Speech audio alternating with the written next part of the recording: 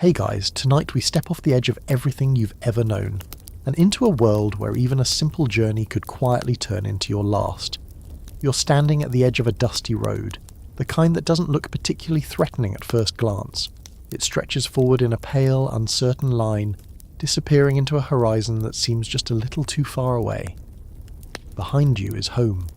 Familiar voices, familiar smells, and the comforting illusion that the world is small and predictable. Ahead of you? Well, ahead of you is everything else. And here's the funny part. You probably won't survive this. Not because you're weak or unlucky, but because in the ancient world, travel itself is the risk. The moment you step beyond the boundaries of your village, you're trading certainty for chance, safety for exposure, and comfort for a long list of things that could go wrong in ways you haven't even imagined yet. So, before you get comfortable, take a moment to like the video and subscribe, but only if you genuinely enjoy what I do here. And while you're at it, drop a comment with your location and local time. It's always fascinating to see where in the world people are listening from, especially as we drift into places far more dangerous than where you're sitting right now. Now, dim the lights, maybe turn on a fan for that soft background hum, and let's ease into tonight's journey together. You take your first step. It doesn't feel dramatic. No music swells. No one stops you. The road doesn't suddenly crack open or whisper warnings. It's just a step, one foot in front of the other, and yet, in a quiet way, everything has already changed. Because the moment you leave, you also leave behind protection. In ancient times, most people rarely travelled more than a few miles from where they were born. That's not an exaggeration. It's a well-supported historical fact. Entire lives unfolded within the boundaries of a single village or valley. The idea of journeying hundreds, even thousands of miles wasn't just ambitious. It was almost reckless.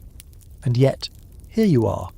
The road beneath your feet is uneven, packed dirt scattered with stones that seem determined to twist your ankle if you're not paying attention. There are no helpful signs pointing toward your destination, no glowing maps in your pocket, no quick way to ask for directions. The path simply exists, or at least it did when the last traveller passed through. You quickly realise something unsettling. Roads are not maintained the way you might expect. Some sections are clear and well-trodden, while others fade into faint trails that could just as easily lead nowhere. Historians still argue whether ancient road networks were more reliable than we assume, or if travellers simply relied more on memory and oral directions passed between communities. Either way for you, it means one thing. You can get lost, very easily. And getting lost out here isn't a minor inconvenience. It's not rerouting or finding an alternate path. It's wandering into areas where no one knows your name, where no one is looking for you, and where the land itself doesn't particularly care if you ever find your way back. You keep walking. The sounds of home fade faster than you expected. At first you can still hear distant voices, the occasional bark of a dog, maybe even the faint clatter of daily life. But step by step those sounds dissolve into something quieter. Wind, footsteps, your own breathing. It's strange how quickly the world empties out. You pass a small cluster of trees, their branches creaking softly as if whispering among themselves. There's a moment, just a brief one, where you consider turning back. Not out of fear exactly, but out of a growing awareness that you've crossed an invisible line. Behind you is known, ahead is not. And the unknown, as it turns out, is where all the problems live. You've heard stories, of course. Everyone has. Travellers who never returned, caravans that vanished, roads that led to places no one could quite describe properly afterward. Some of those stories are exaggerated, passed down through generations with a bit more drama added each time. But not all of them. There's a peculiar detail you remember, a quirky little tidbit that people used to share half-jokingly. Some ancient travellers would deliberately carry small personal tokens, like carved stones or scraps of cloth, and leave them along the road, not as markers for direction, but as proof that they had existed, in case they didn't make it back. You didn't bring anything like that, which suddenly feels like a mistake. The road bends slightly, curving around a low hill. As you follow it, the terrain shifts, subtly at first, then more noticeably. The ground becomes rougher, the vegetation thinner, the sense of being watched, not by anything specific, just by the sheer openness of the land, begins to creep in. It's not that something is there, It's that something could be. That's the real difference between home and here. At home, you know where danger comes from.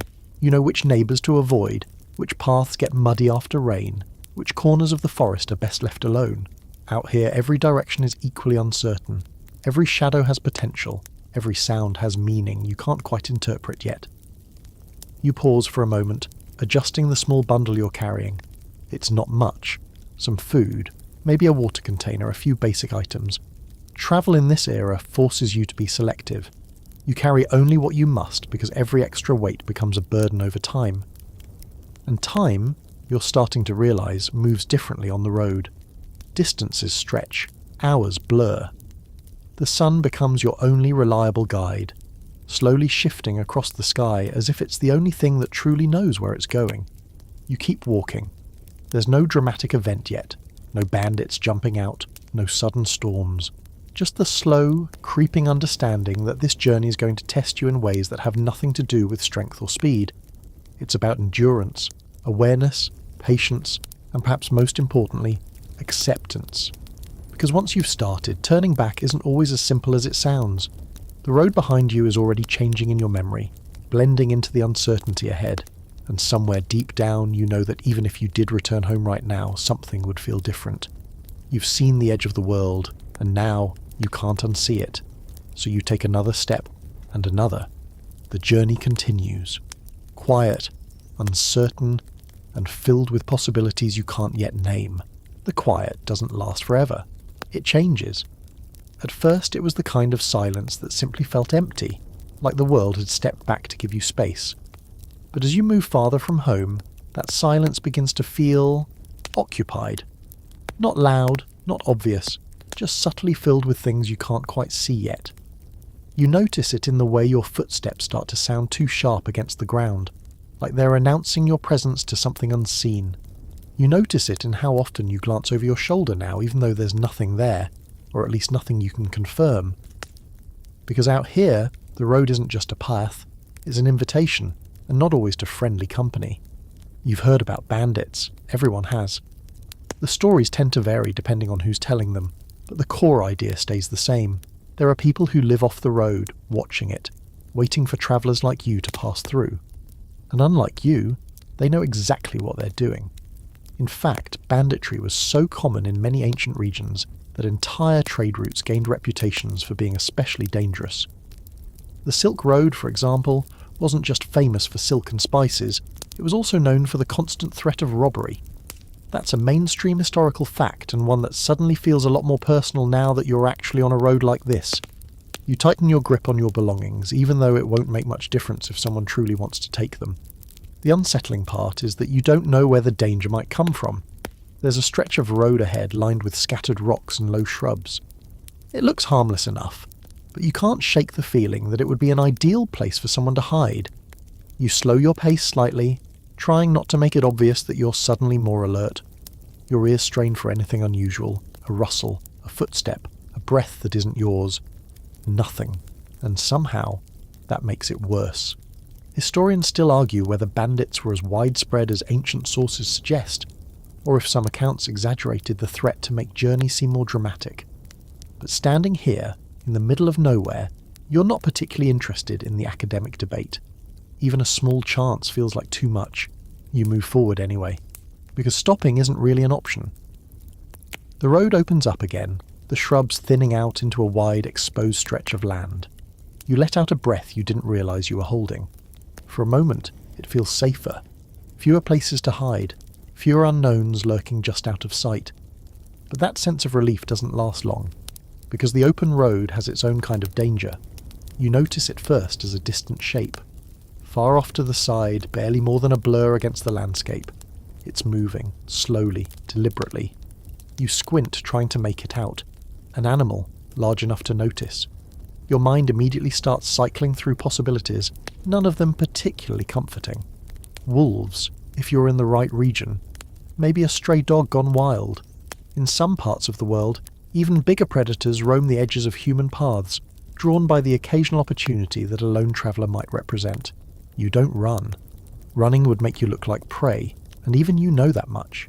Instead, you keep walking, trying to appear calm, steady, uninteresting. The shape pauses. For a long moment, the two of you simply exist in the same space, separated by distance and uncertainty.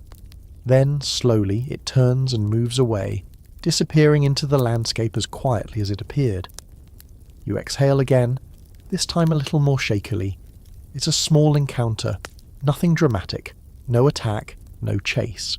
But it leaves a mark, a reminder that you're not at the top of the food chain out here. Not automatically, anyway.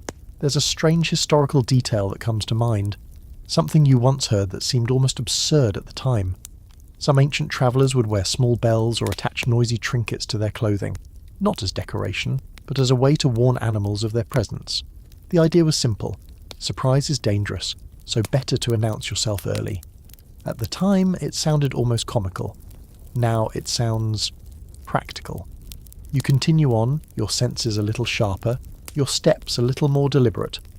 The sun has shifted higher, and the heat begins to press down on you. It's not unbearable yet, but it adds another layer of discomfort, another factor to manage alongside everything else. Travel isn't just about moving from one place to another, it's about constantly adjusting, constantly calculating. How far can you go before you need to rest? How much water can you spare? How quickly can things go wrong? The answer to that last question comes sooner than you'd like. You hear it this time, a sound. Faint, but unmistakable. Not the wind, not an animal. Voices. Your body reacts before your mind fully processes it. You slow down, your heart picking up speed as your eyes scan the surroundings. The voices are coming from somewhere ahead, just out of sight beyond a slight rise in the road.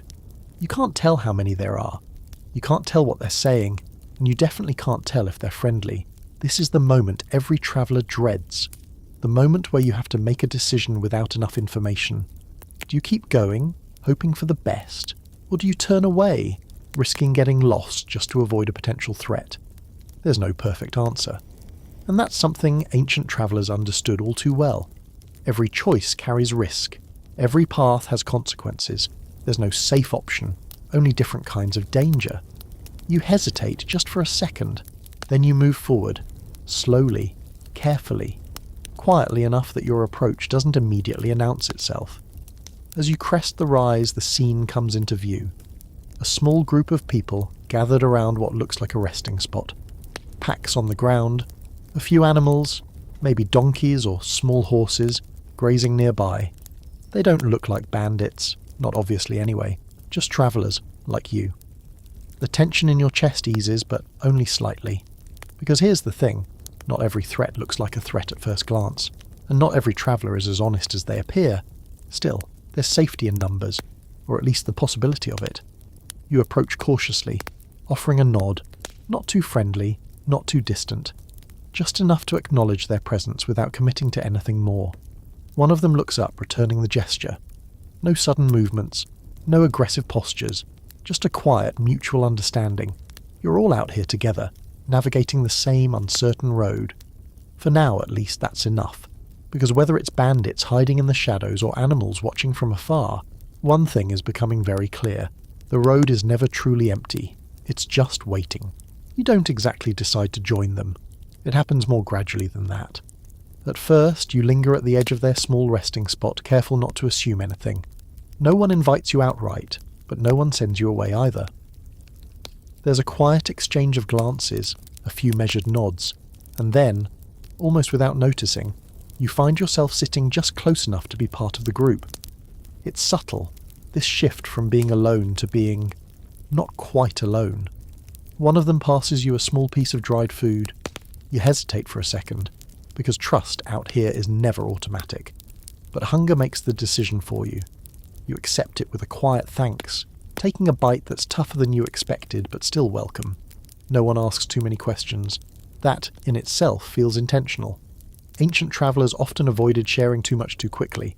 Names, origins, destinations. All of these could be useful information in the wrong hands. Historians still argue whether this cautious behaviour was universal or varied depending on the region. But sitting here now, it makes perfect sense. You offer just enough about yourself to seem normal, but not enough to become vulnerable. They do the same. It's a strange kind of social dance. Polite, restrained, quietly observant. But as the minutes pass, something else becomes clear. These people aren't just random travellers, they're organised. You notice it in the way their belongings are arranged, grouped carefully, not scattered, in the way their animals are tethered within easy reach, in the way one person always seems to be watching the road, even while the others rest. This is a caravan, and caravans, as you're about to learn, are one of the only reasons long-distance travel is even possible. There's a well-established historical understanding that caravans played a crucial role across major trade routes, especially in regions like the Middle East, North Africa, and Central Asia. Merchants, pilgrims and travellers would band together, sometimes in groups of dozens or even hundreds to reduce the risks of the journey. Because alone, you're a target. Together, you're less so. A man sitting across from you adjusts a bundle tied to his pack. He looks like he's done this many times before. Movements efficient, practiced, almost automatic. You catch his eye for a moment and he gives a small knowing nod. Not friendly exactly, but not unfriendly either. It's the kind of acknowledgement that says, "You understand now, don't you?" And you do. Because even in this short time, the difference is already obvious. There's a sense of structure here, a rhythm. People take turns resting, watching, preparing. No one fully relaxes, but no one is completely on edge either. The responsibility is shared, spread across the group like a quiet agreement that doesn't need to be spoken out loud. You realise something else too. Travelling with a caravan isn't just about safety from bandits or animals, it's also about knowledge, routes, water sources, safe resting spots. These aren't things you can easily figure out on your own. They're learned over time, passed from traveller to traveller, often through experience that came at a cost. There's a quiet moment where one of the travellers points toward the road ahead, speaking softly to another. You can't hear the full conversation, but you catch fragments. Something about distance, something about a place to stop before nightfall. Planning. Constant, careful planning. A quirky detail surfaces in your mind, something you once heard that seemed oddly specific. Some caravans would include storytellers or memory keepers, people whose role wasn't just to entertain, but to remember routes, landmarks, and past experiences. Almost like living maps, carrying knowledge in their minds instead of on parchment. It sounded poetic at the time. Now it sounds essential. You finish your food and stand, stretching slightly. The group begins to stir as well, the brief rest coming to an end. There's no formal signal, no shouted command. Just a gradual shift as people gather their things, check their animals, and prepare to move. And without anyone explicitly saying it, you move with them. The road feels different now. Not safer exactly, that would be too generous, but more manageable. The presence of others changes the way you experience it. The silence is no longer empty, it's shared. The unknown is still there, but it feels less overwhelming when it's not faced alone. You fall into step somewhere in the middle of the group, neither leading nor trailing. It seems like the right place to be, close enough to others, but not drawing too much attention. The pace is steady, not too fast, not too slow, efficient. As you walk, you begin to notice the small, unspoken rules that govern this moving community. No one strays too far from the group. Conversations are quiet, often brief. Eyes are always scanning. The road, the horizon, each other. Trust is present, but it's measured. And that makes sense, because even within a caravan, not everything is guaranteed. There's another historical reality that settles into your thoughts. While caravans offered protection, they weren't immune to danger. In fact, their size could sometimes attract more attention, making them tempting targets for well-organised bandits. Safety in this world is always relative. Still, relative safety is better than none at all.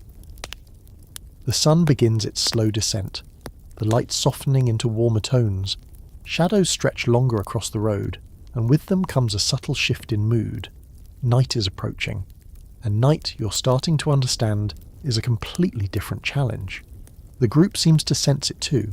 Movements become a little more purposeful, conversations a little more focused. There's a quiet urgency, not panic, but awareness. You hear someone mention a stopping point ahead, a place where travellers often rest. Whether it's truly safe or just safer than the alternatives, you're not entirely sure, but that's the pattern, isn't it? Nothing is perfect. Everything is a compromise. You keep walking, the rhythm of the caravan carrying you forward, and for the first time since you left home, you feel something close to stability. Not comfort, not exactly, but a sense that maybe, just maybe, you're starting to understand how this world works. It's not about eliminating risk, it's about sharing it, balancing it, surviving it together, one step at a time. The road stretches on ahead, still uncertain, still full of dangers you haven't encountered yet. But now at least you're not facing it alone, and that might just be the difference between making it through, or becoming another quiet story left behind on the road. The land begins to change before you fully realise it. At first, it's subtle. The ground grows lighter in colour, the soil thinning into something drier, looser beneath your feet. The air too shifts, losing that faint trace of moisture you hadn't even noticed before. It becomes sharper, drier, as if every breath is quietly taking something from you instead of giving it. No one announces it, but you can feel it in the caravan's rhythm. You're entering the desert. It doesn't look like the endless dunes you might imagine, not at first. Instead, it's a gradual stripping away of comfort. Fewer plants, less shade. Longer stretches of open, exposed land. The kind of place where the sun doesn't just shine, it presses, and it doesn't stop. There's a well-known historical reality that deserts like the Sahara or Arabian deserts were among the most dangerous stretches of ancient trade routes. Crossing them wasn't just difficult. It required precise planning, experience, and often a bit of luck. Without those, travellers didn't just struggle. They vanished. You swallow, suddenly very aware of how little water you're carrying. The caravan leader, or at least the person who seems to act like one, calls for a brief pause. Not loudly, not dramatically, just a quiet signal that ripples through the group. People gather closer, adjusting their packs, checking supplies. Water is handled carefully here, measured, guarded. You watch as small amounts are distributed, each person taking only what they need. No one drinks freely, no one wastes a drop. Even the animals are managed with the same careful attention. It's not strict out of habit, it's strict because it has to be. Historians still argue whether ancient travellers fully understood the science of dehydration, but they absolutely understood the consequences. You don't need a textbook to learn that lesson. The desert teaches it quickly enough.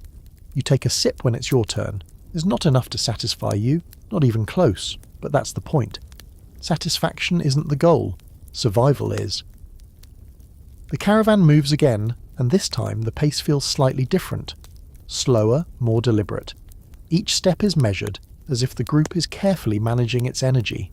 You follow along, already beginning to feel the strain. The sun climbs higher, the heat becomes something physical, something you can almost lean against. It settles on your shoulders, presses against your back, seeps into your skin. Your clothes cling uncomfortably, and the air feels too thin, too dry. You start to understand why this place has a reputation. It's not just that it's hot, it's that it never stops being hot. There's a strange, almost hypnotic quality to the landscape. The horizon shimmers slightly, the light bending in ways that make distant objects look like they're moving or dissolving. For a moment, you think you see water ahead, a faint glimmer, a suggestion of something reflective. But as you walk, it disappears. A mirage. A trick of light and heat that has fooled travellers for centuries. It's one of those small, almost cruel details of the desert, the way it offers hope, only to quietly take it away. There's a quirky historical tidbit you remember hearing, something that once sounded almost absurd. Some travellers believed that certain deserts were inhabited by spirits, or illusions that deliberately misled people, creating false visions to lure them off course. Standing here now, watching the horizon shift and shimmer, you can understand why they thought that. Because it doesn't feel entirely natural. It feels intentional. You shake the thought away and keep walking. The caravan remains tightly grouped, more so than before. There's less talking now, less casual movement. Everyone seems focused, inward, conserving energy. Even the animals appear quieter, their usual sounds subdued by the heat. Time stretches. Minutes feel longer, distances feel farther. You try not to think about how much ground you've covered or how much remains. That kind of thinking doesn't help. It just makes everything feel heavier.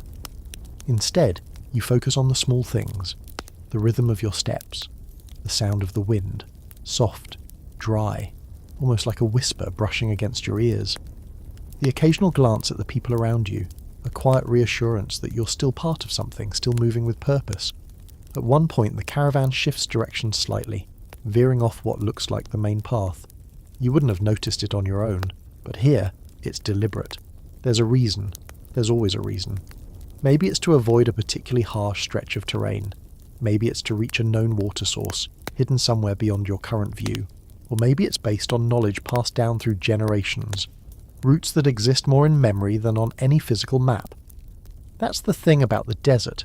It doesn't forgive mistakes. A wrong turn isn't just inconvenient. It can be fatal. The sun begins its slow descent eventually, though it doesn't feel like relief right away.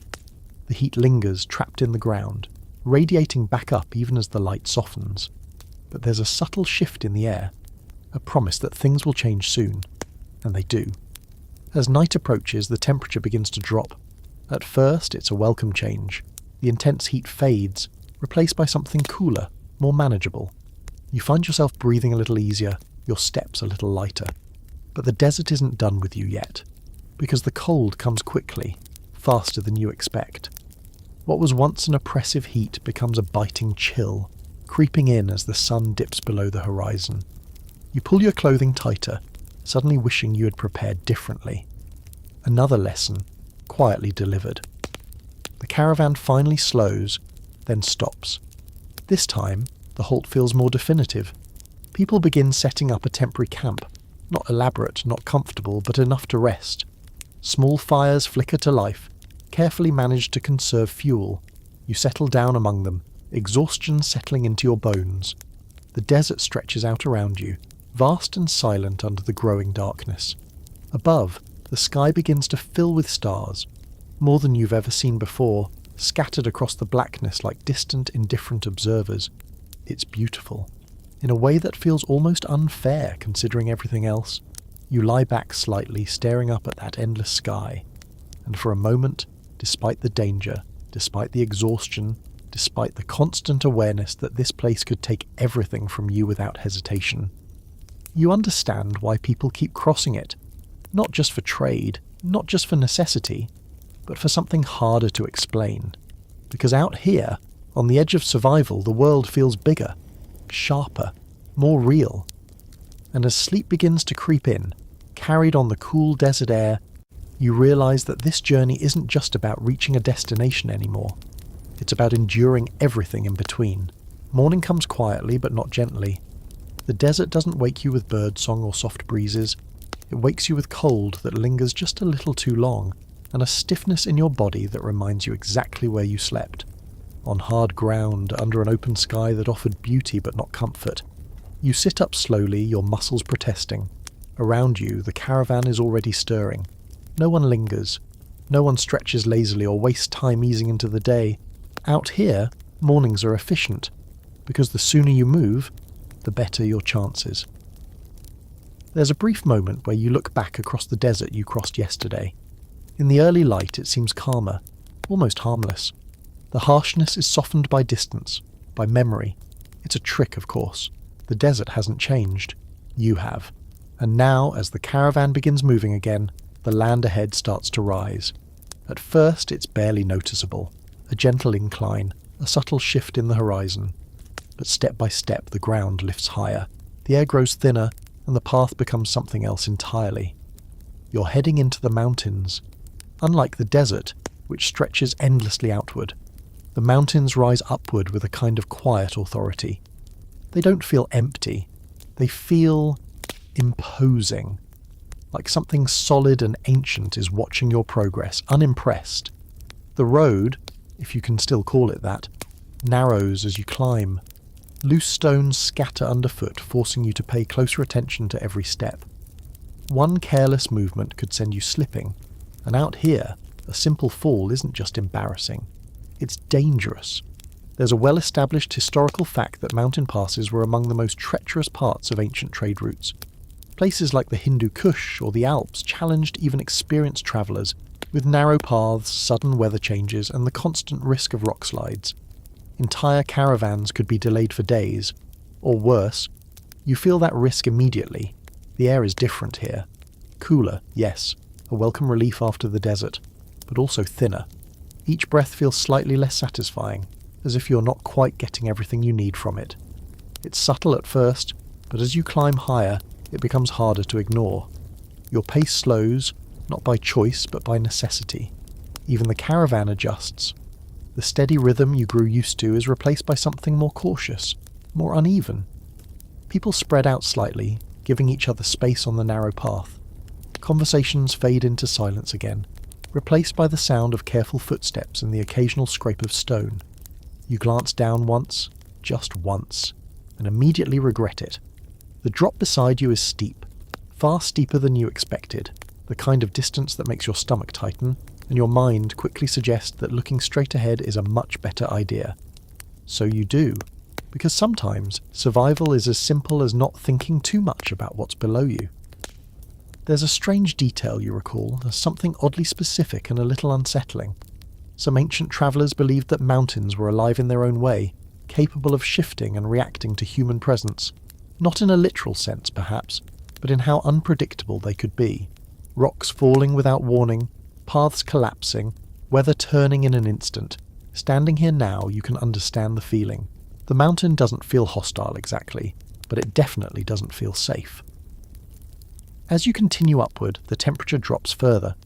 The warmth of the desert feels like a distant memory now, replaced by a crisp chill that seeps through your clothing. You pull your arms closer to your body, trying to hold on to what little warmth you have. The path bends sharply around a rocky outcrop, and for a moment, the wind hits you full force. It's sudden, strong, enough to make you pause. The gust tugs at your clothing, pushing against you with surprising strength. It's not violent, but it's persistent. The kind of force that could easily throw you off balance if you're not prepared. You steady yourself, waiting for it to pass. And it does, eventually. But it leaves behind a lingering awareness that even the air itself can become an obstacle here. Historians still argue whether ancient travellers fully understood the dangers of high-altitude environments, or if they simply adapted through experience. Either way, the result was the same. Careful, deliberate movement, and a deep respect for the terrain. You're starting to feel that respect yourself. The caravan slows again, this time more noticeably. There's a brief halt, and people begin adjusting their loads, checking on the animals, exchanging quiet words. One of the animals, a pack mule perhaps, seems reluctant to continue. It shifts nervously, its hooves scraping against the stone. The handler speaks softly, guiding it forward with practiced patience. It's a small moment, but it highlights something important. Out here, progress isn't guaranteed. Every step is negotiated, with the terrain, with the weather, with your own limits. You move again, following the path as it climbs even higher. The view begins to change, opening up in ways that are both breathtaking and slightly terrifying. You can see farther now, vast stretches of land unfolding below you, deserts, valleys, distant ridges fading into the horizon. It's beautiful, in a stark, almost overwhelming way, and yet you don't linger on it for long, because beauty doesn't make the path any easier. The ground becomes rougher, more uneven. At one point you have to step carefully across a narrow section where the path has partially crumbled away. There's just enough space to pass, but not much more. You take it slowly, one step, then another. Your focus narrows to the immediate. The placement of your feet, the balance of your body, the steady rhythm of your breathing. Nothing else matters in that moment. Not the distance ahead, not the dangers behind, just the next step. And then, finally, after what feels like far longer than it probably is, the path levels out slightly. Not completely. The mountains are still very much around you, but enough to ease the constant strain of climbing. The caravan pauses again, this time for a longer rest. You sink down onto a flat rock, your legs grateful for the break. Around you the others do the same, their movements slower now, more deliberate. No one says it out loud, but the effort is visible on every face. The mountains don't just test your body, they wear you down, piece by piece, and yet you're still here. You made it this far, which in this world is already something worth noting. You take a deep breath, as deep as the thin air allows, and look out across the rugged landscape. The journey isn't getting easier. If anything, it's becoming more demanding with every step. But you're learning, adapting, finding ways to move forward, even when the path seems determined to push back. And as the caravan begins to rise once more, continuing along the winding mountain trail, you follow without hesitation. Because stopping isn't the goal, continuing is. No matter how steep the climb becomes, the mountains don't end so much as they release you. One moment, you're still navigating narrow paths and sharp inclines, and the next, the ground begins to soften, the air thickens slightly, and the horizon opens up again. It's not the same as before, not the wide empty stretch of the desert, but something in between, and ahead of you, faint at first, then unmistakable. Water. A vast shifting surface that catches the light in a way nothing else does. The sea. You don't hear it immediately. The wind carries the scent first. Salty, unfamiliar, almost strange after days of dust and stone. Then comes the sound, low and rhythmic, like a steady breath that never quite stops. As the caravan approaches, the landscape grows busier. The quiet isolation of the road gives way to movement, more travellers, more animals, more signs of life. Paths converge here, leading toward what is clearly a hub of activity, a port. There's a well-known historical fact that ancient ports were some of the busiest and most diverse places in the world. Cities along the Mediterranean, the Indian Ocean, and beyond became melting pots of cultures, goods, and ideas, all because of travel like yours. But standing here now, what you notice first isn't the diversity, it's the chaos. Voices overlap in languages you don't recognise. People move quickly, purposefully, carrying goods, shouting instructions, negotiating deals. The calm rhythm of the caravan dissolves into something louder, faster, less predictable. It's overwhelming. After so long on quiet roads, this sudden surge of activity feels almost disorienting. You stay close to the group, instinctively aware that getting separated here would be complicated. The caravan slows, then gradually comes to a stop near the edge of the port. Goods are unloaded, animals tended to, conversations exchanged with other travellers and merchants. There's a sense of transition, like one phase of the journey is ending and another is about to begin. Because the road doesn't stop at the water, it continues across it. You watch as large wooden vessels rock gently against the docks, ships of varying sizes, their hulls creaking softly, their sails tied down for now. They don't look fragile at first glance, but the longer you observe them, the more you notice the details on the worn wood, the patched sections, the ropes that seem just a little too weathered. These are not modern ships, they are functional, and that's enough. There's a peculiar historical detail that comes to mind, one that feels both fascinating and slightly unsettling. Many ancient sailors couldn't swim, not because they chose not to learn, but because swimming wasn't considered a useful skill at sea. If you fell overboard, the chances of survival were so low that swimming wouldn't make much difference. It's a strange kind of logic, and yet looking at the open water now, you can almost understand it. Because the sea doesn't feel like something you can conquer, it feels like something you endure. The caravan begins to break apart here.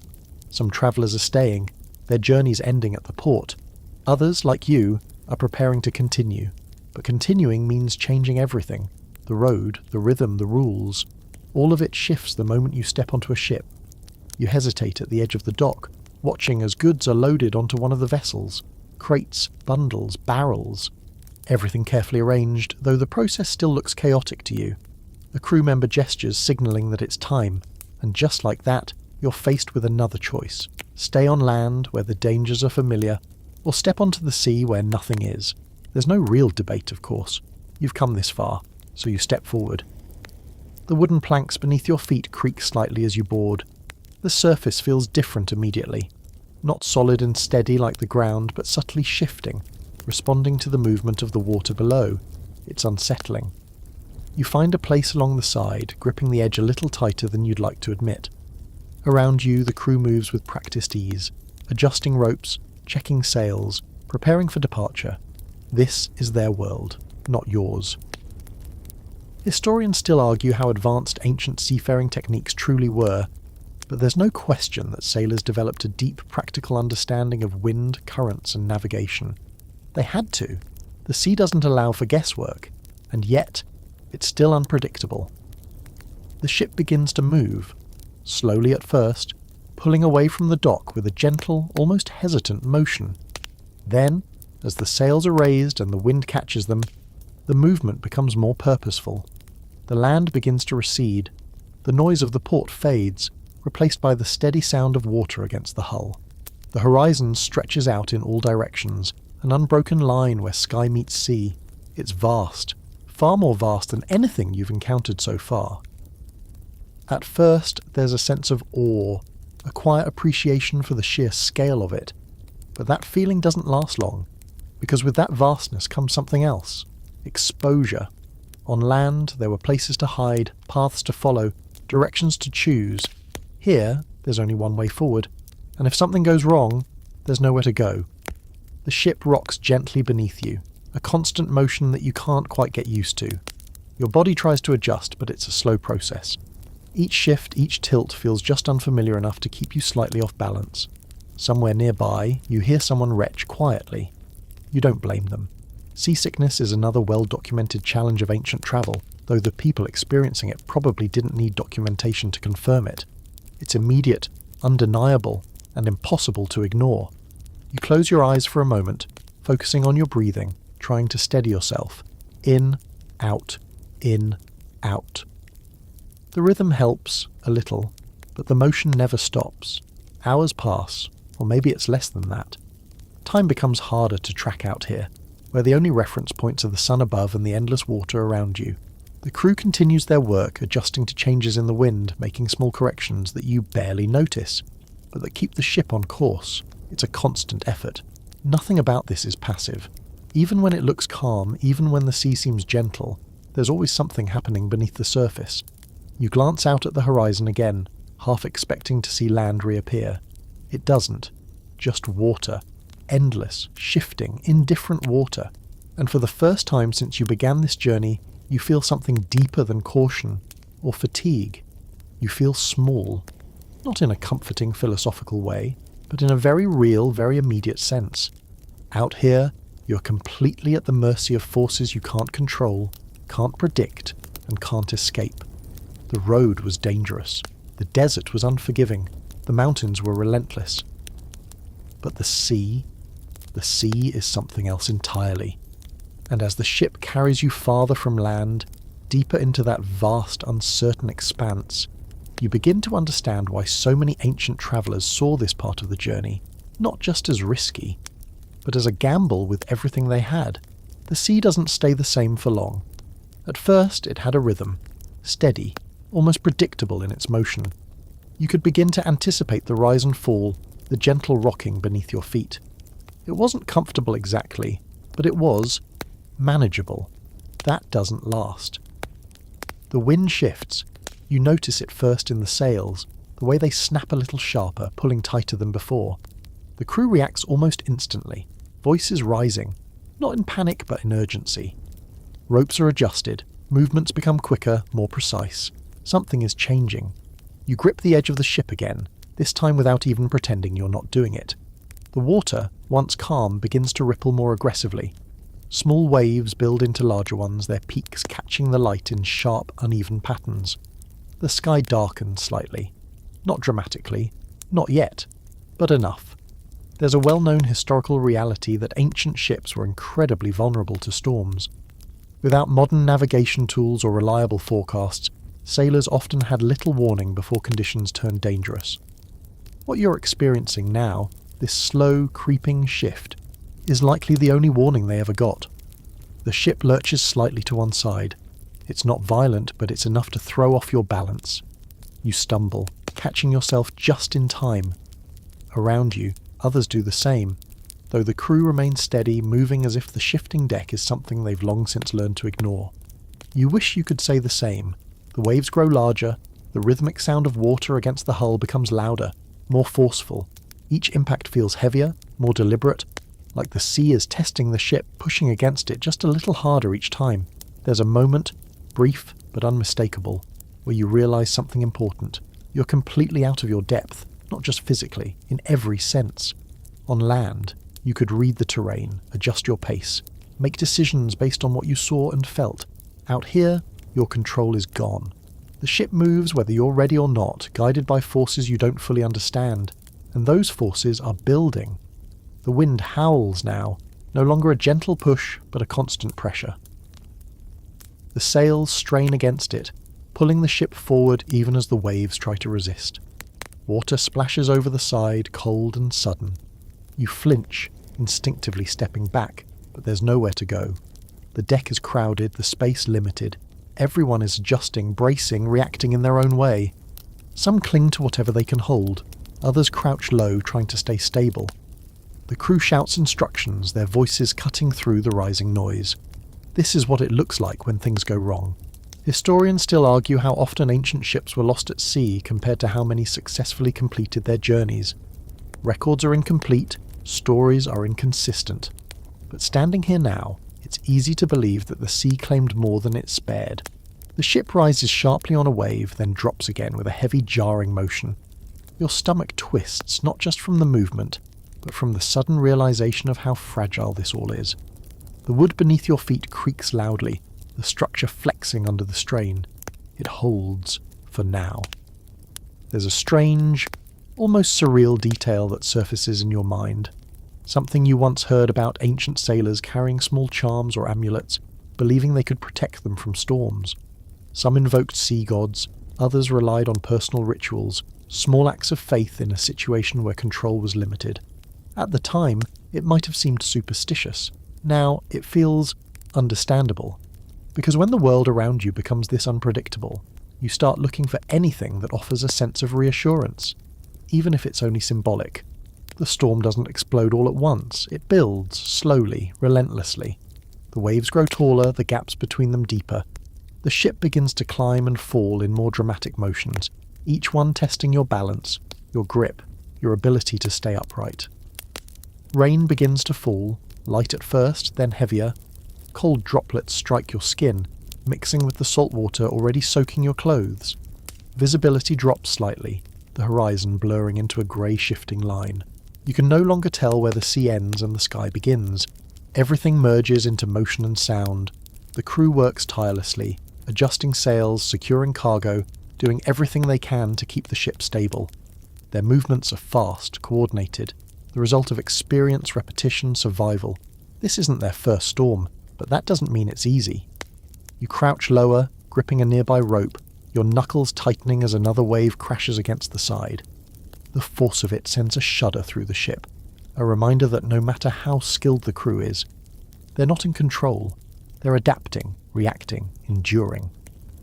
Time stretches again, though in a different way than before. Moments feel longer, heavier, filled with tension. You lose track of how long you've been like this. Minutes, hours, it doesn't matter. The storm defines everything now. There's only this movement, this noise, this constant pressing uncertainty. And then, gradually, it begins to ease, not suddenly, not dramatically. But little by little the wind loses some of its force. The waves shrink, their peaks less aggressive, their rhythm returning to something closer to what you experienced before. The rain softens, then slows. The sky lightens just slightly. It's not over yet, but it's passing. You remain where you are, still gripping the rope, still braced against the movement. Your body doesn't trust the change immediately, and honestly neither do you, but the signs are there. The crew's movements become less frantic, more controlled, voices lower. The tension in the air shifts, replaced by something quieter. Relief, cautious but real. You slowly straighten, your muscles stiff, your balance uncertain. The ship still rocks, but it's manageable again. The overwhelming force of the storm has faded into something you can endure. For now. You glance around, taking in the scene. Wet decks, exhausted faces. A ship that, somehow, is still intact. And you, still here. It's a strange feeling. Surviving something that, not long ago, felt completely beyond your control. You didn't fight the storm. You didn't conquer it. You simply made it through. And that, you're beginning to realize, is the real skill of ancient travel. Not mastery, not dominance, but endurance. The ability to face something overwhelming and come out the other side, still moving forward. The sea stretches out ahead of you once more, calmer now, but no less vast, no less uncertain. And as the ship continues its journey across that endless expanse, you settle into a quiet understanding. This won't be the last time things go wrong, not even close. But if you've made it through this, maybe you can make it through what comes next. When you finally see land again, it doesn't feel real at first. Just a faint line on the horizon, darker than the sky, steadier than the shifting sea. You squint at it, unsure if it's another trick of light, another mirage like the ones the desert offered so convincingly. But this one doesn't disappear. It grows, slowly, steadily, until shapes begin to form, uneven edges, hints of structure, the suggestion of something solid and unmoving. The ship doesn't rush toward it. The approach is gradual, almost cautious, as if even the crew doesn't fully trust what they're seeing until it's undeniable. And when it finally is, you feel something unexpected. Relief, yes, but also hesitation, because land doesn't automatically mean safety. You've learned that much already. As the ship docks and you step back onto solid ground, there's a brief moment where everything feels stable again. The earth doesn't shift beneath your feet. The air feels thicker, easier to breathe. The constant motion of the sea fades into memory. But something else replaces it. Uncertainty of a different kind. The port here is smaller than the last one, but no less confusing. The language is unfamiliar. Voices rise and fall in patterns you don't recognize. Gestures replace words. Expressions carry meanings you have to guess at. You're no longer just a traveller. You're an outsider. There's a well-established historical reality that ancient travellers often struggled with cultural differences when entering new regions. Language barriers, unfamiliar customs, and different social expectations could turn even simple interactions into complicated negotiations. You feel that immediately. A man approaches, speaking quickly, gesturing toward the ship, then toward a collection of goods nearby. You catch none of the words, only the intent. He's asking something, offering something, or perhaps both at once. You respond with a cautious nod, a small gesture of acknowledgement that doesn't commit you to anything. It seems to work. He moves on, already engaged with someone else. It's a small success, but it highlights something important. Communication here isn't about precision, it's about interpretation. You stay close to a few familiar faces from the caravan, not because you fully trust them, but because they are at least somewhat known. In a place like this, even a small connection feels valuable. The streets beyond the port are narrow, winding in ways that don't follow any obvious pattern. Buildings rise close together, their shapes and materials different from anything you've seen before. Everything feels slightly off. Not wrong, just different, and that difference carries risk. There's a peculiar historical tidbit that comes to mind, something both practical and oddly specific. Some ancient travellers would observe how locals dressed, walked, and interacted before fully engaging with a new place. Mimicking behaviour, even in small ways, could help avoid drawing attention. You find yourself doing exactly that. Watching, adjusting, trying not to stand out too much, because standing out can lead to questions, and questions can lead to problems. You pass a small marketplace, where goods are displayed in unfamiliar arrangements. Spices you don't recognise, tools shaped in ways you've never seen, food that smells both inviting and slightly concerning.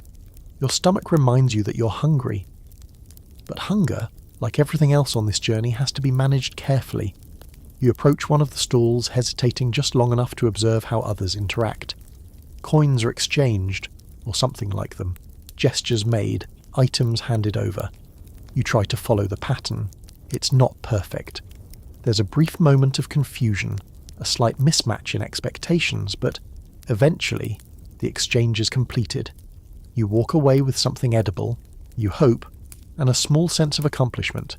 It's a reminder that survival here isn't just about avoiding danger. It's about navigating it, adapting to it, understanding it, even when it doesn't make immediate sense. Historians still argue whether ancient trade interactions were mostly cooperative or often tense due to these cultural differences. Standing here now, it seems like the answer is probably both, because every interaction carries potential for connection or conflict. As you move deeper into the town, you begin to notice something else, a subtle but persistent awareness of being watched. Not in a threatening way, necessarily, but in a curious one. People notice you, your clothing, your posture, the way you move. All of it marks you as someone who doesn't belong here. And while curiosity isn't the same as danger, it can become it. You keep your movements steady, your expressions neutral. You've learned enough by now to understand that confidence, or at least the appearance of it, can make a difference, even if you don't feel it. The day stretches on, filled with small challenges that don't seem significant on their own but add up over time. Finding your way through unfamiliar streets, interpreting gestures, avoiding misunderstandings. It's exhausting in a different way than the desert or the mountains. Less physical, more mental. Every decision requires thought. Every interaction carries weight. And yet, you're managing. Step by step, moment by moment. You find a place to rest eventually. Not comfortable, not permanent, but enough. A corner of space where you can sit, observe, and let your mind catch up with everything your body has already endured. The sounds of the town continue around you, a constant hum of activity that never fully settles. You take a breath, then another, and for a moment you allow yourself to simply exist in this new place, without trying to understand all of it at once. Because that, you're beginning to realize, is another part of the journey. You don't need to master everything immediately, you just need to get through it. Learn what you can, adapt where you must, and keep moving forward. Because the road, whether it's made of dirt, stone, or water, is never really finished. It just changes. And now, standing in a land that feels both real and unfamiliar, you prepare yourself for whatever comes next. Knowing that the dangers here may not be as obvious, but they are no less real. You start to realize something unsettling about this place. No one agrees on directions. At first, it seems like a small inconvenience. You ask one person how to reach a certain road, and they gesture confidently down a narrow alley. Another person, when asked the same question, points in almost the opposite direction. A third gives you an answer so vague it might as well be a guess. It's not that they're trying to mislead you. At least, you don't think they are. It's just that knowledge here isn't fixed. It's fluid. You stand at a crossing where 3 different paths split away from each other, each one looking equally plausible, equally uncertain. The buildings around you offer no clues, no helpful markers, just walls, doors, and windows that reveal nothing about what lies beyond. You hesitate, because choosing a direction now feels more significant than it should. This isn't just about finding your way through a town. It's about trusting information that may or may not be accurate. There's a well-known historical fact that ancient maps were often incomplete, symbolic, or even deliberately distorted. Some showed exaggerated distances, others included mythical creatures or entirely imagined lands. They weren't always meant to guide precisely. Sometimes they were meant to represent understanding rather than reality. And here, without a reliable map, you're relying on something even less certain. People. You pick a path, not because you're confident, but because standing still won't help. The road curves gently, leading you past more unfamiliar buildings, more faces that glance at you briefly before moving on. You try to remember the directions you were given. Left at the corner, then straight. Or was it right first? It blurs together quickly. Historians still argue whether ancient travellers relied more on landmarks or verbal instructions when navigating unfamiliar areas. But in a place like this, where everything looks just different enough to be confusing, it's easy to see how mistakes could happen. You pass a structure that seems distinctive, a carved doorway, a symbol etched into the stone above it. You make a mental note, a landmark, something to anchor your sense of direction. It helps, a little, but not enough. Because the deeper you go, the more the paths begin to feel the same. Subtle differences, yes, but nothing that clearly tells you where you are or where you're going. There's a strange, almost amusing detail that surfaces in your thoughts. Something you once heard about medieval travellers believing that certain roads could shift over time, changing their layout in ways that made navigation difficult. Of course, roads don't actually move. But standing here now, turning down yet another unfamiliar path, it almost feels like they do. Like the world is rearranging itself just enough to keep you uncertain. You stop again, this time longer. There's a quiet pressure building. Not panic, not yet, but something close. The The realization that you might be lost, even in a place filled with people, is unsettling in a way that's hard to ignore. Because being lost here isn't the same as being lost on an empty road. Here, you're surrounded by activity, by life. And yet, you don't belong to any of it. You take a breath, steadying yourself. Think, what do you actually know? You retrace your steps in your mind, trying to piece together a mental map. The port, the market, the narrow streets, the carved doorway. It's fragmented, incomplete, but it's something. You turn back, deciding to return to the last point you clearly remember. It feels like a small defeat, but also a practical choice. Sometimes the best way forward is to go back first. As you walk, the streets begin to look slightly more familiar. The carved doorway appears again, just as you remembered it. Relief flickers. You're not completely lost, just temporarily uncertain. That distinction matters more than you'd think. There's another historical reality that begins to settle into place. Ancient travellers often depended heavily on guides, local individuals who knew the terrain, the routes, the subtle details that outsiders couldn't easily grasp. Without them, journeys became significantly more difficult.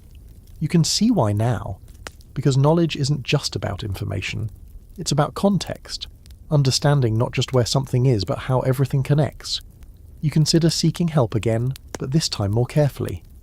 Observing first, choosing someone who seems approachable, someone whose movements suggest familiarity with the area rather than confusion. You spot a figure near the edge of the market, speaking with others in a way that feels grounded, confident, but not hurried. You approach slowly, repeating the cautious pattern you've learned. A gesture, a simple question. The response is different this time, more deliberate. The directions are given with clearer gestures, more specific points of reference.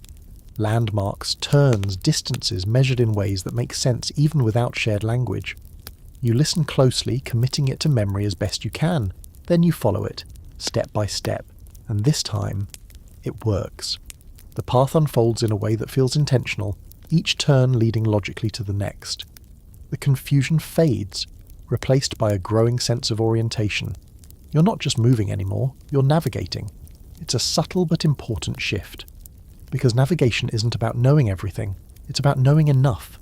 You reach your destination, or at least a place that feels like one. A point where the road opens up again, where the next phase of your journey begins to take shape. You pause there, taking in your surroundings. There's still uncertainty ahead. There always is. But you've learned something valuable here. Information isn't always reliable. Maps can be wrong. Directions can be inconsistent. But with patience, observation, and a willingness to adapt, you can still find your way, even in places that seem determined to confuse you. And as you prepare to move on once more, leaving behind the winding streets and uncertain paths, you carry that lesson with you. Because the road ahead won't be any clearer, but you're becoming better at reading it. The deeper you move into this journey, the more one truth becomes impossible to ignore. You're not just travelling for the sake of it. No one is. Every step, every risk, every sleepless night and uncertain decision, it all circles back to something very simple. Value. You start to notice it more clearly now, in the way people guard their belongings, in the careful exchanges in the marketplace, in the quiet but intense negotiations that happen just out of earshot. Everything here has a purpose, a reason to move. You pass a group of merchants unloading goods from a cart, their movements precise and deliberate. Fabric, spices, small crafted items, each one handled with care, each one representing something more than its physical form. Because these aren't just objects, they're opportunities. There's a well-established historical fact that long-distance trade routes, like the Silk Road or Indian Ocean networks, existed primarily because of the immense profits that could be made by transporting rare goods across vast distances. A single shipment, if successful, could change someone's life. But that "if" carries a lot of weight. You watch as a merchant carefully unwraps a bundle, revealing something delicate, perhaps a fine textile or a piece of worked metal. The people around him lean in slightly, their attention sharpening, interest, desire, calculation. It's all there, just beneath the surface. And suddenly the risks you've been facing start to make more sense. Because this isn't just about survival, it's about reward. The kind of reward that justifies everything else. there's a peculiar historical tidbit that comes to mind, something that once sounded exaggerated, almost mythical. Some traders would risk entire fortunes on a single journey, investing everything they had into goods that might never reach their destination. At the time, it seemed reckless. Now, it feels logical. Because standing here, watching these exchanges, you can see how high the stakes really are. A successful journey doesn't just mean you survive, it means you gain. And gain in this world can change everything. You find yourself drawn into the flow of the marketplace again, moving between stalls, observing more closely this time. Not just the goods, but the people. The way they interact, the way they assess each other. Trust is there, but it's measured. Every deal carries risk. Every exchange requires judgment. Historians still argue whether ancient trade was more cooperative or competitive in nature. But from what you can see, it's both. A delicate balance between mutual benefit and personal advantage. You stop at a stall displaying small, compact items, things that look easy to carry, easy to trade. The merchant watches you closely, his expression neutral but attentive. You hesitate, not because you're unsure of what you want, but because you're beginning to understand what's at stake. Every item you carry adds value, but it also adds risk. More weight, more attention, more reason for someone to target you. It's a calculation you hadn't fully considered before. The merchant gestures, offering a closer look. You step forward, examining the goods. They're well made, clearly valuable in some way you don't fully understand yet. You imagine carrying them with you, protecting them, trading them later for something even more valuable. It's tempting, very tempting. Because for the first time on this journey, you're not just thinking about getting through it. You're thinking about what you might gain from it. And that changes everything. You make a small trade, cautious, limited, enough to feel the weight of the decision, but not enough to put everything at risk. The exchange is brief, efficient, a few gestures, a mutual understanding, and it's done. You step away, the new item tucked securely among your belongings. It doesn't feel like much, but it represents something bigger. Participation. You're not just passing through anymore, you're part of the system. Part of the constant flow of goods, value, and risk that defines this world. As you move away from the marketplace, you notice others doing the same. Travellers preparing to leave, their packs slightly heavier, their expressions slightly more focused. Because once you carry something of value, the journey changes. The road ahead isn't just dangerous, it's consequential. There's more to lose now, and more to protect. You rejoin a small group of travellers heading out of the town, the familiar pattern re-emerging. Not quite a full caravan, but enough to offer some degree of safety. Strength in numbers, shared risk. The path stretches out before you once again, leading away from the crowded streets and back into the open world. But this time, it feels different. Heavier. Not just physically, but mentally. You're more aware now. More attuned to the balance between risk and reward. Every decision carries weight. Every step has potential consequences that extend beyond just survival. The sun begins to lower as you walk, casting long shadows across the path. The landscape shifts again, gradually moving away from the dense structures of the town and back into something more open, more uncertain. You glance at your belongings just briefly. They're still there, safe, for now. But you know that won't always be guaranteed, because the more you carry, the more you become a target, and as the road stretches onward, leading you deeper into a journey that's already tested you in more ways than you expected, you begin to understand why some travellers risked everything, not out of carelessness, but out of ambition. Because in a world where the rewards are this high, sometimes the risks start to feel worth it, even when they probably shouldn't. The road doesn't just belong to travellers, it belongs to rulers. You don't notice it immediately. At first, the path ahead looks like any other stretch you've walked. Worn ground, scattered stones, the occasional sign of those who passed before you. But then you see it. A structure. Simple, but deliberate. A checkpoint. It stands just far enough across the road that avoiding it would mean leaving the path entirely, and even that might not go unnoticed. A few figures are stationed there, their posture relaxed but alert, in a way that feels very different from the casual awareness of travellers. These people aren't passing through, They're watching.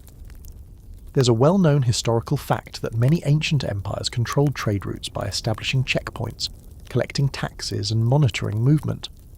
Roads weren't just pathways, they were sources of revenue and control, and now you're about to experience that firsthand.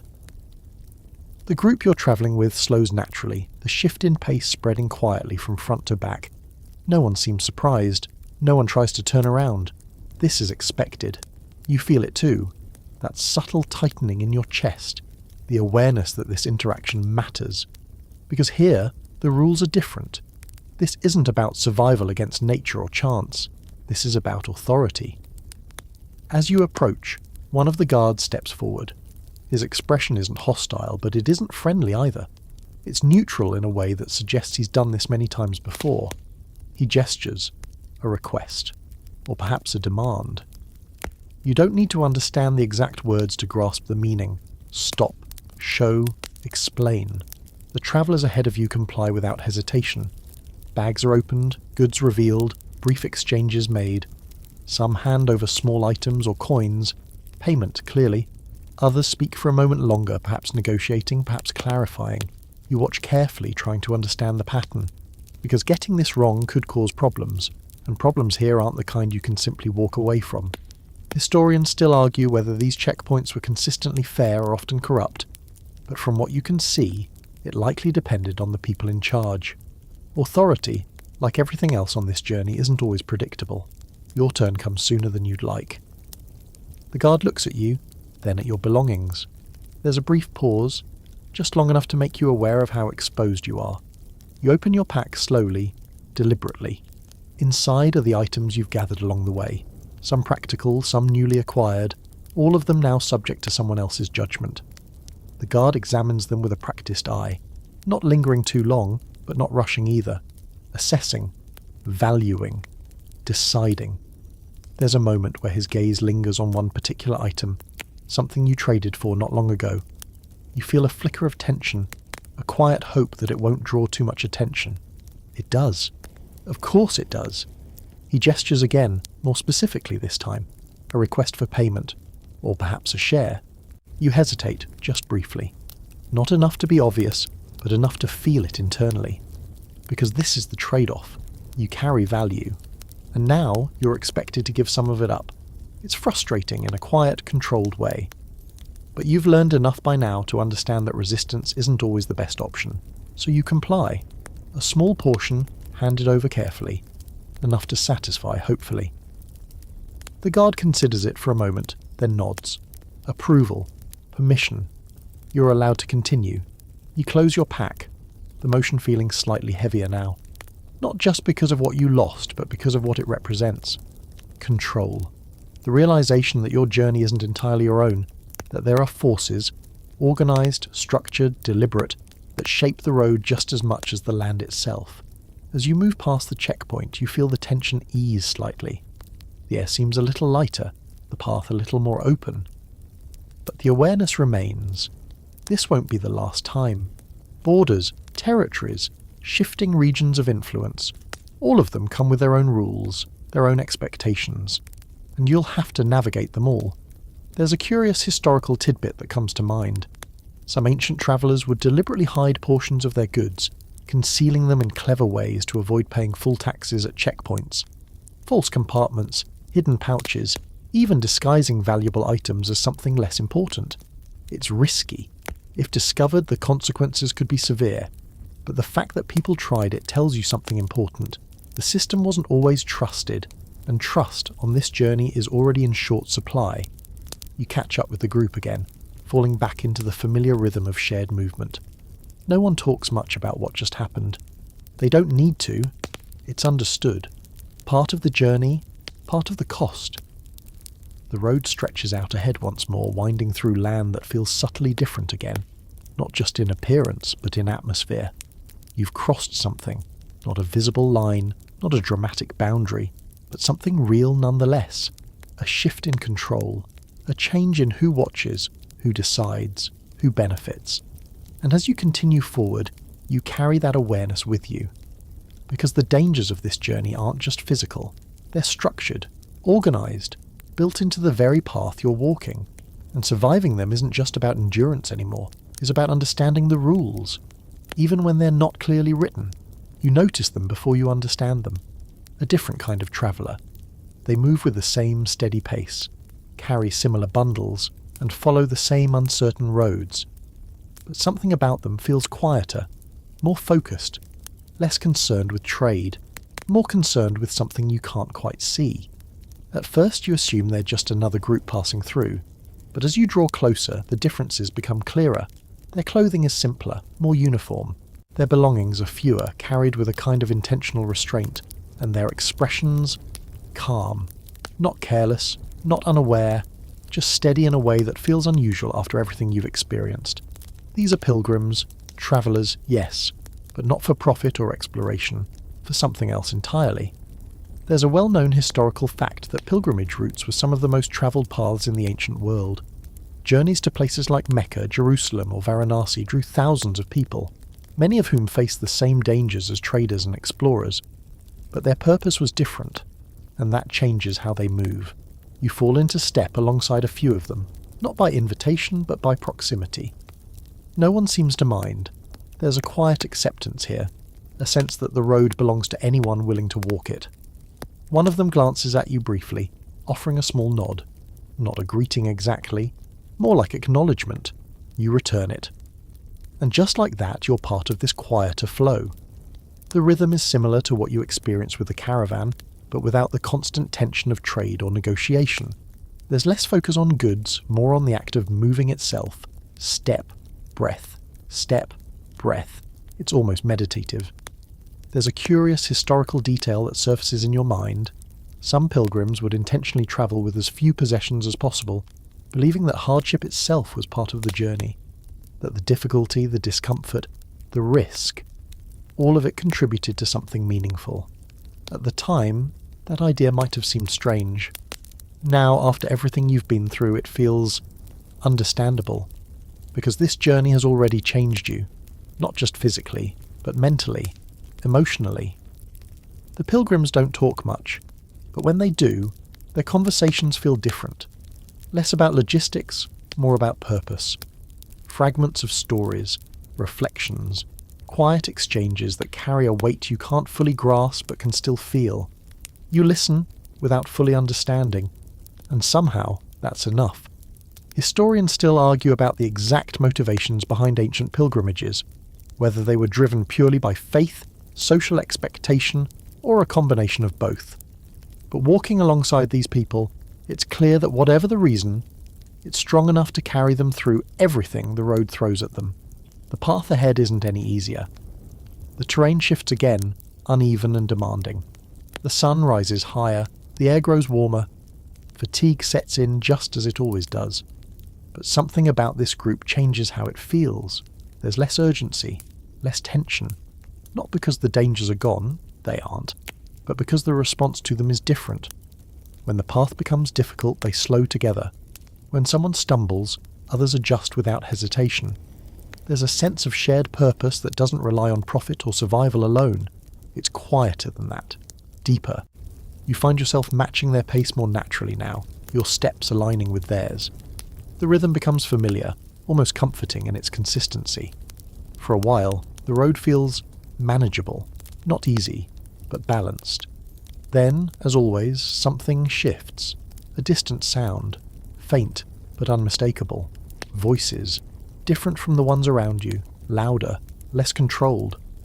The group slows, the change rippling through them almost instantly. There's no panic, no sudden movement, just a collective awareness that something isn't right. You feel it too, that subtle tightening again. The road ahead curves slightly, obscuring the source of the sound, but you don't need to see it to understand the risk. Pilgrims are not immune to danger. In fact, in some cases, they're more vulnerable, less armed, less focused on defense, more reliant on the assumption that their purpose might offer some kind of protection. It doesn't always. There's a historical reality that settles heavily into your thoughts. Pilgrimage routes were often targeted by bandits precisely because of this vulnerability. Travellers carrying offerings, moving in predictable patterns, sometimes lacking the means to defend themselves effectively. The group pauses, not fully stopping, but slowing enough to assess. The voices grow clearer now, though still indistinct. You can't make out the words, only the tone, unpredictable. You glance at the others, looking for some kind of reaction, some signal of what to do next, but there isn't one. Not exactly. Because this isn't a group that operates on commands, it operates on trust. And in this moment, that trust extends to something you're not entirely sure you share. They continue forward, carefully, deliberately, not avoiding the sound, not rushing toward it, just maintaining their path. It's a choice, one that feels both brave and risky at the same time. You follow. Because by now, turning away feels just as uncertain as moving ahead. The road bends, and the source of the voices comes into view. Another group, travellers, like you. Different, but not immediately threatening. The tension eases, slowly. Not completely, but enough. The two groups pass each other with minimal interaction. A few glances, a few brief exchanges. Nothing more, and just like that the moment passes, but it leaves something behind. A reminder that even in a journey guided by faith, by purpose, by something greater than survival or profit, the risks remain, unchanged, unforgiving. You continue on, the rhythm of the pilgrims carrying you forward once more. And as the road stretches ahead, you begin to understand something new about this journey. It's not just about why you travel, it's about how you face what comes along the way, and sometimes that makes all the difference. You don't see it coming at first. That's the problem with weather on a journey like this. It doesn't announce itself politely, it doesn't wait for you to prepare, or even to notice. It simply arrives. At the start it's subtle, a shift in the air. The breeze, once steady and predictable, begins to feel uneven. Warmer in one moment, cooler in the next. You might even think you imagined it, if not for the way others around you begin to glance at the sky a little more often. You follow their gaze. The horizon, which has been clear for most of the day, now holds something new. A faint smudge, barely noticeable at first. But as you keep walking, it grows, darkens, spreads.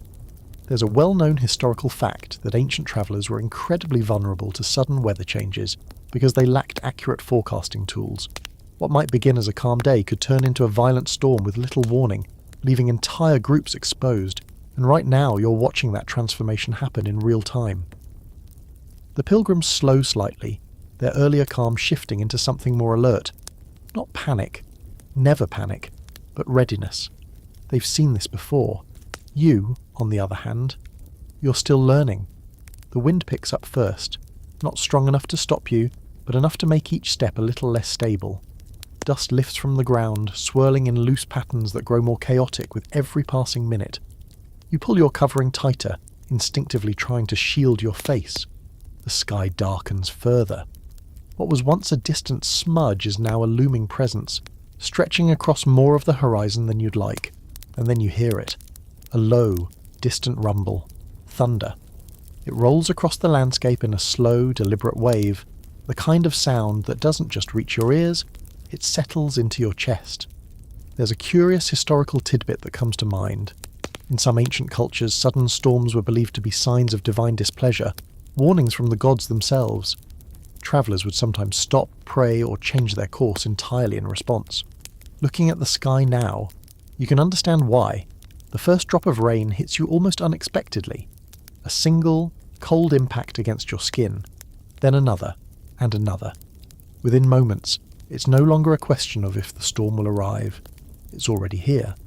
The rain intensifies quickly, transforming from scattered drops into a steady, relentless downpour. The ground beneath your feet begins to soften, turning from firm earth into something far less reliable.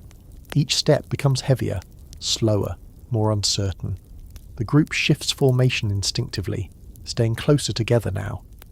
There's no need for words. The change happens naturally, driven by shared experience. You try to keep up, adjusting your pace, your footing, your breathing. But the storm isn't done yet. The wind strengthens, pushing against you with more force. Not enough to knock you over, but enough to make forward movement feel like effort rather than motion. And then the lightning comes, a sharp, sudden flash that splits the sky for just a fraction of a second. but long enough to make everything feel exposed. Followed by thunder. Louder now. Closer. You flinch, even if you try not to. Because there's something about that combination, light and sound, so powerful and unpredictable, that reminds you just how small you are out here. Historians still argue whether ancient travellers fully understood the patterns of storms or simply reacted to them as they came. But one thing is certain. Survival depended on quick decisions. And right now, decisions need to be made. The path ahead dips slightly, forming a shallow depression where water is already beginning to collect. Walking through it would slow you down further, possibly even trap your footing. To the side, there's slightly higher ground, uneven, rocky, but less likely to flood. You hesitate, just for a moment. Then you follow the others as they angle toward the higher path. It's not easier. In fact, it's more difficult in its own way. The rocks are slick, the incline subtle but persistent. Your muscles protest with every step, already tired from the day's travel, but it's safer. And on a journey like this, safer is often the best option you have. The rain continues, unrelenting. Your clothing grows heavy, clinging to you in a way that makes movement feel even more exhausting. Water drips from every edge, every fold, every surface. You can't stay dry. That stopped being an option a long time ago. Instead, you focus on staying upright, step by step, breath by breath. The storm stretches on longer than you expect. Minutes blur together, each one defined by the same relentless combination of wind, rain, and thunder. Time feels different here, slower, heavier, then gradually. It begins to ease. The rain softens first, shifting from a downpour to a steady drizzle. The wind follows, losing its edge, becoming something more manageable. The thunder fades into the distance, its presence less immediate, less threatening. And finally the sky begins to lighten. Not all at once, but enough to signal that the worst has passed. You slow your pace slightly, not stopping but allowing yourself a moment to take it in. The world around you has changed. The ground is darker, wetter, marked by the storm's passage. Small streams form where there were none before, cutting new paths through the earth. It's a reminder of how quickly things can shift out here, how fragile the balance really is. There's another historical detail that lingers. Sudden weather events like this could completely alter trade routes, delay journeys by days or even weeks, and sometimes leave travellers stranded with no clear way forward. You were lucky, this time, because it could have been worse, much worse. You glance at the others, noticing the same quiet acknowledgement in their expressions. No celebration, no dramatic relief, just the understanding that you made it through, together. And as you continue forward, the rhythm of the journey slowly returns. But something has changed. A deeper awareness, a sharper respect for the forces you can't control. Because out here, on these long and uncertain roads, fate isn't just a concept. It's something you walk through. The storm passes, but it leaves something behind. Not just the wet ground, or the heavy air, or the faint chill that settles into your clothes. Something quieter. Something that lingers. At first, you don't notice it clearly. It's not as obvious as hunger or fatigue or fear. It doesn't demand your attention in the same way. But it's there, growing slowly. The road stretches ahead once more, familiar in its uncertainty, and you continue walking as you always do, step by step, breath by breath. The rhythm returns, steady and predictable, and yet, something feels different. You glance around, almost instinctively as if expecting to see something new, but the landscape hasn't changed much. The same uneven terrain, the same distant horizon, the same scattered signs of those who passed before you. What has changed is inside you. There's a well-known historical fact that long-distance travel in ancient times often meant months, sometimes years, away from home. Many travellers left knowing they might never return, and even those who did often came back to lives that had moved on without them. You understand that now, not as an idea, but as a feeling. Because the further you go, the harder it becomes to remember what home actually felt like. At first it was clear, sharp, close enough to reach if you just turned around. Now, it's distant, blurry at the edges, more memory than place. You try to hold on to it, the familiar sounds, the routines, the sense of knowing exactly where you belong. But each day on the road adds another layer between you and that memory, and slowly, almost without realizing it, the road starts to feel more real than the place you left behind. That realization is unsettling, because it means something has shifted.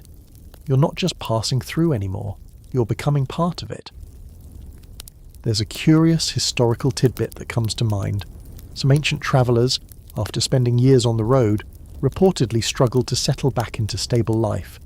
The constant movement, the unpredictability, the sense of always looking ahead. It changed them in ways that didn't simply fade once the journey ended.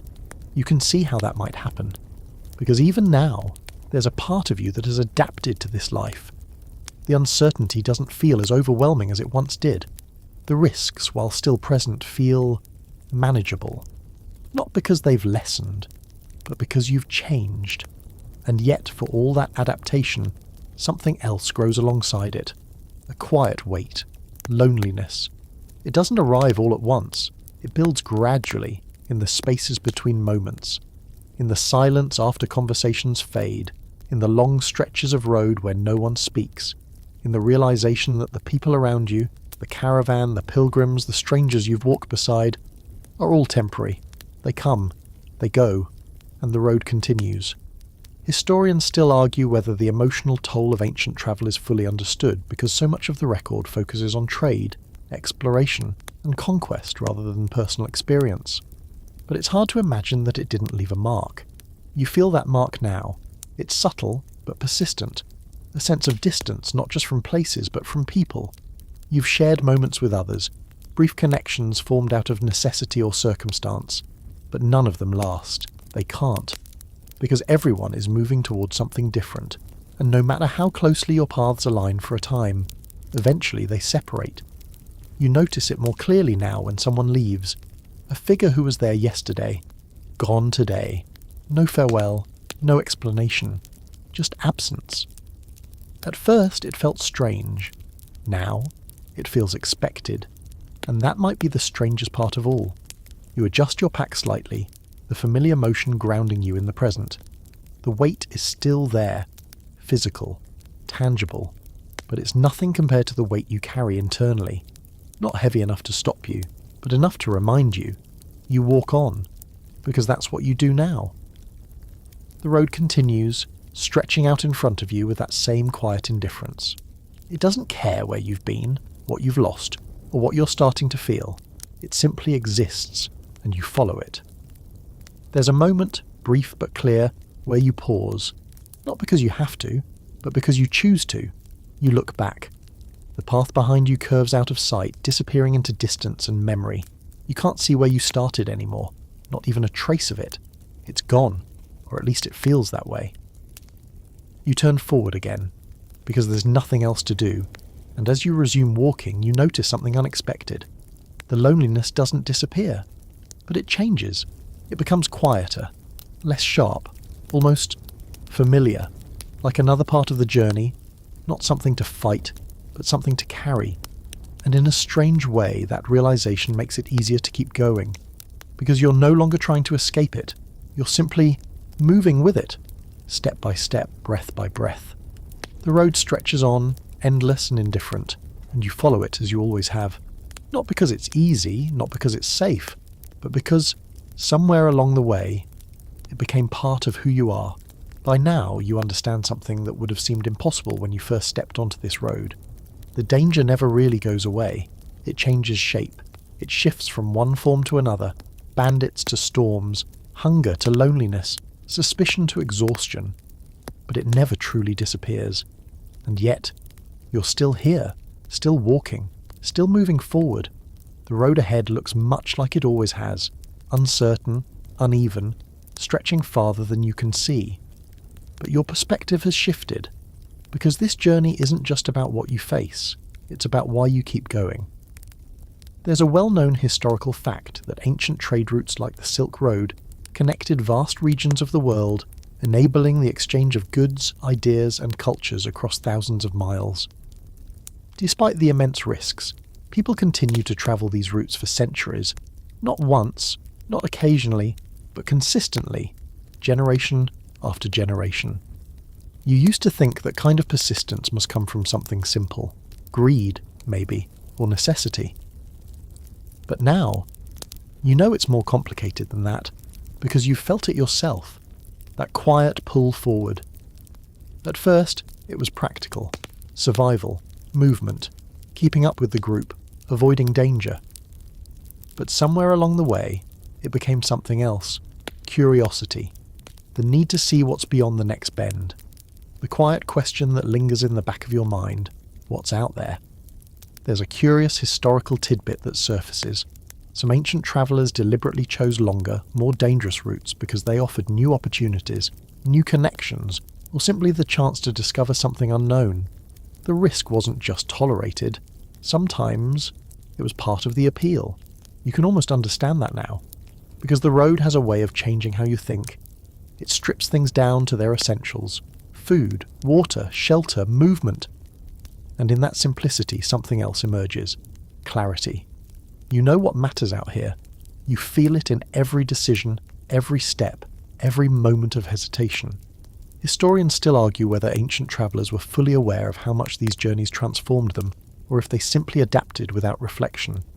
But standing here now, or rather walking here, it's hard to ignore the change. You're not the same person who started this journey, not even close. The fears that once felt overwhelming have become familiar. The uncertainties that once slowed you down now feel like part of the rhythm, even the loneliness.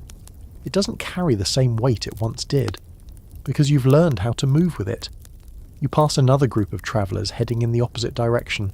Their faces are different, their clothing unfamiliar, their purpose unclear, and yet there's something recognisable in them. The same weariness, the same determination, the same quiet understanding that this road demands something from everyone who walks it. For a brief moment your eyes meet. No words are exchanged, none are needed, because you both know, you keep walking.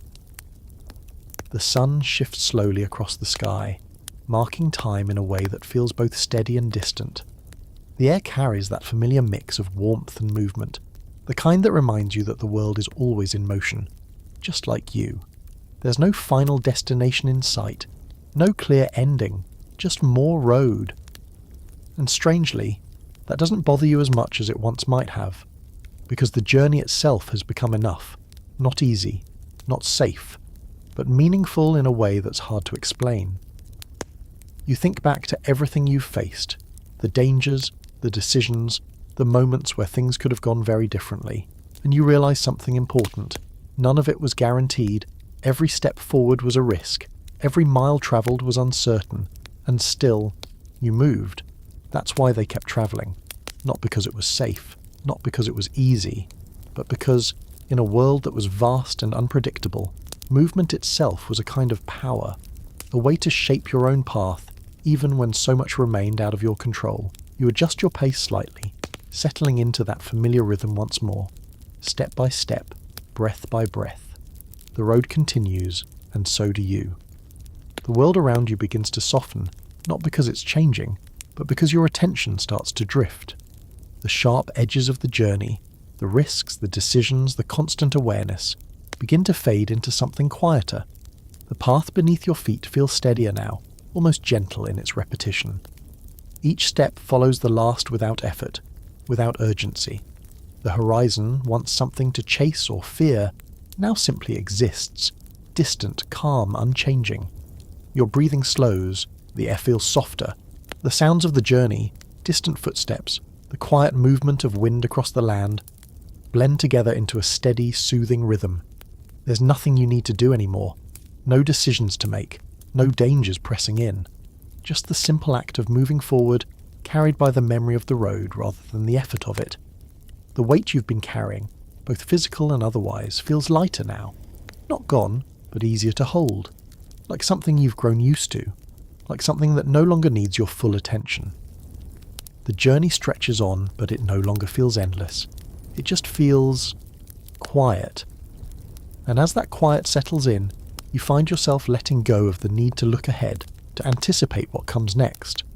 For now, it's enough to simply be here, walking, breathing, drifting gently along a road that no longer feels uncertain, but familiar, safe, in its own quiet way.